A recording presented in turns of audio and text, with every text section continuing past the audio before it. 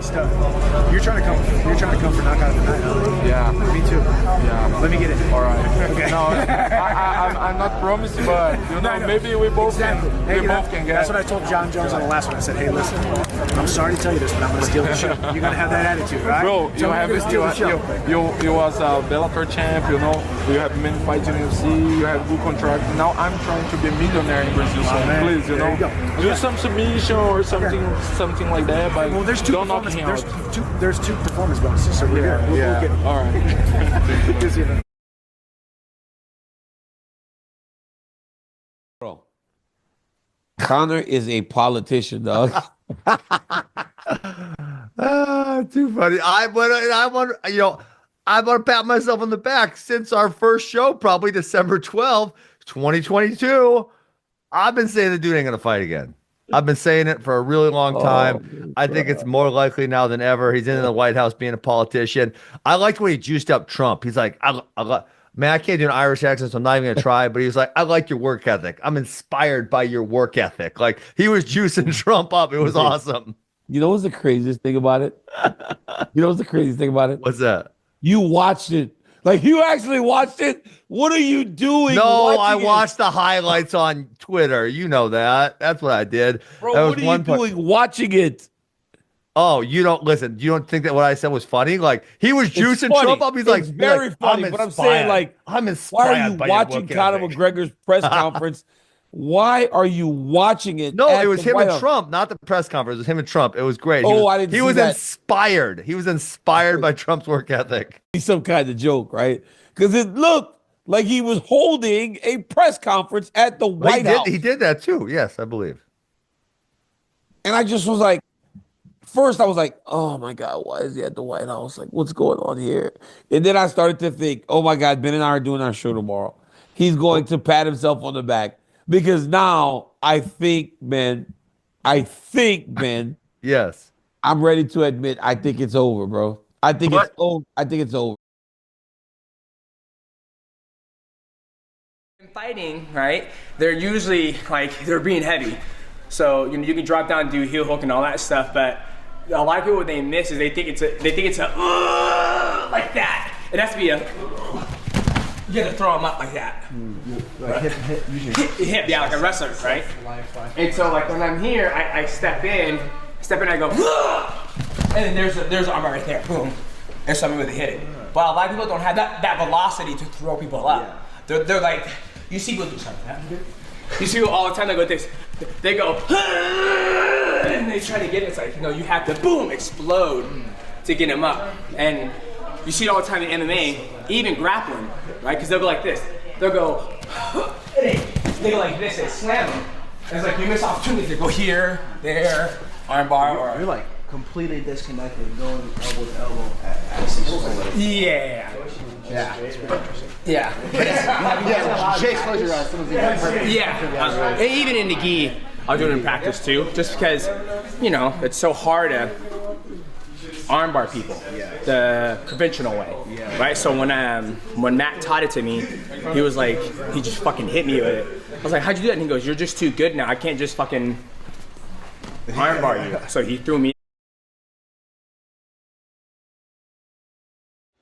I'm going to talk about the former champ, our guy, Leon Edwards. Let's get into it. Go on, boys. Leon, southpaw, very, very, very patient with his style, which can work. Too patient? Sometimes. Sometimes. Okay. Sometimes. What we know about Leon is his left head kick is fantastic.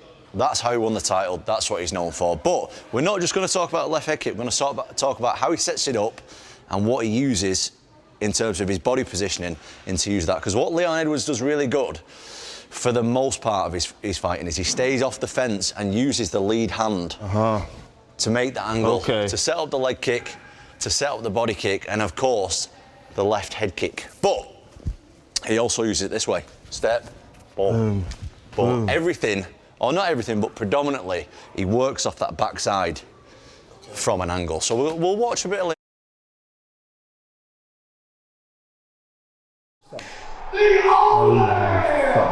I won the only was not going to fight me anymore. Oh!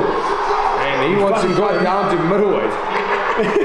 Thanks a lot for taking the biggest bite out of my life. It's nothing personal. It's completely ruined any potential fight of you and Alex now. Unless Alex comes back in a rematch and starches him, then it makes sense. No. Yeah, I guess. Aura, go on. What do you think about the fight with Alex Pereira and Ankalaev? I thought it was too close to about. And I'm for Alex. I like Alex a lot. I love Glover Teixeira is just a solid dude. Love that guy, yeah. That guy is just a huggable guy, a warrior, a really good, solid guy. And Water seeks its own level. So I know with Alex hanging out with him, they seem like a tight group. I like that big manager, the big guy, Pino, the coach. Yeah, I like that whole crew. I like that crew. I have nothing against Ankalaev, but it came down to probably.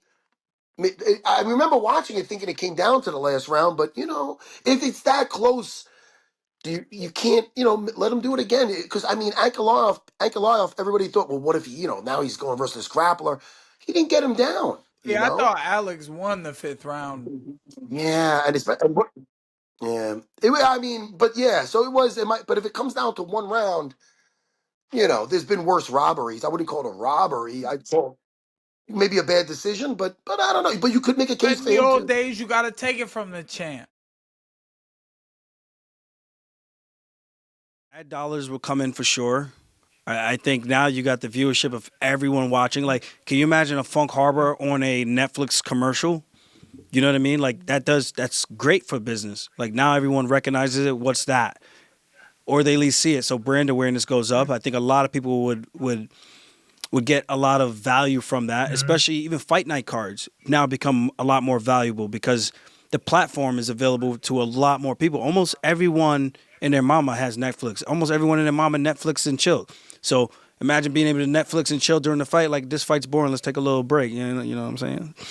So I think there's definitely something to that. ESPN is great. I love ESPN. I've got to work with them a few times. But just to your point, I think it would be huge for the UFC if they were to switch over to Netflix. I think it opens up a lot of doors. And even if they stay with ESPN, maybe they switch the model from so heavily focused on pay-per-view and they just get the subscriptions up and they make their money that way. When ESPN, the pay-per-view thing was broken. Did you Oh see man, that was Did you not see good. That was bad. And I'm an ESPN guy. That was really, really bad to not be able to do pay-per-views, especially in the year where they're redoing the television rights, right? Yeah. So everybody's like assuming that the UFC is going to Netflix and all this other stuff. My question to you is this, though. Mm-hmm. When the UFC sold, I think it was 2016 or 15, it was the same year that and the ESPN deal started to come about. I think it started in 19, but when the UFC sold, it was in 2016, bro. It's important to have your biggest stars available in those contract years, right? Because then it makes people go, I want to buy this for a massive number because I've got to have these guys. In 2016, when the UFC sold, UFC 200 was there. I think, not that we want to get in. I'm going to look it up for it, but not that we want to get a business talk. But I actually think this is a fascinating topic. I feel like UFC, and there's been rumors that they're not even going to do pay-per-views anymore, which would be crazy. Which would be crazy because it's been such a staple, and for a while it was such a this is what you're buying. If you're buying the UFC, you're buying these. And this is what you wanted as a fighter. Yes, you wanted the big pay-per-view. Jon Jones would like 6 months to prepare to fight Tom Aspinall. This is reported by Ariel Helwani. And I read it. My partner Ryan will tell you, he watched me read it. He knows I tried. I mean, I gave this a good faith effort, and I never quite was able to connect the dots of, did Jon say it on Ariel's show? Or was Ariel speaking on his own show on behalf of Jon? I couldn't quite tie those together. But does it matter? He wants 6 months. He can have them. He can have them. How would I control it? How would anybody control it? We found out in November of last year that Jones would be fighting Aspinall.